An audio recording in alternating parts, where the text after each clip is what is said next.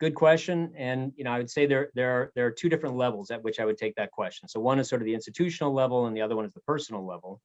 At the personal level, quasi-personal level, I think that's what I would suggest what you said at the end, which is each of us should make personal commitments to improve not only our own lives, but other people's lives to the extent we can, given the resources available to us and the constraints we face.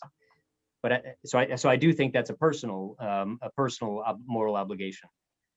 On the other hand, at the institutional level, the antidote to poverty is prosperity.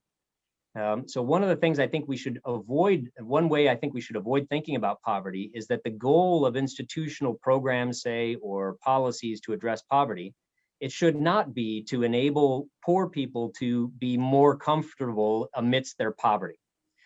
And I think a lot of people sort of make that mistake. We think that, well, we just want them to be comfortable. We don't want them to rise out of poverty. What we want them to do is to be more comfortable in their poverty. I think that's not a way to show respect for human persons. I think the way that we show genuine respect for the dignity of everyone, including poor people, is to figure out a way for them to rise out of poverty. And rising out of poverty means generating more prosperity. That's really the antidote. So in terms of absolute, so you said that, poverty seems to be an endemic, part of our lives. Jesus said, "The poor you will always have with you." Well, if by that he meant the relatively poor, so some people will be poorer than others, that's certainly true. I mean, that will always be the case unless everybody's exactly identical.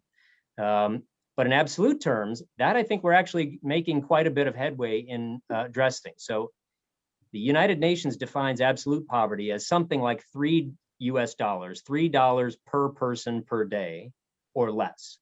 So if you're living on $3 a day or less, then you're at the level of what the United Nations calls absolute poverty. Well, the proportion of people in the world who were living at that level or lower in 1900, so 121 years ago, in 1900 was about 90%, 90% of the world 90% of the world population lived at that level or lower. What is it today? Today, that level is about 8.5%. It has never been lower than that in all of human history. So we are making tremendous strides in allowing billions and now hundreds of millions and now billions of people to rise out of that. So I think we are making a lot of headway. And I think one of the risks we would run, or one of the mistakes we might make, is by jeopardizing the institutions that have enabled all of those people to rise out of poverty. So if the antidote to poverty is prosperity, then I think that means we have to think about, well, what really are the institutions, and then what are our personal obligations that actually generate that prosperity?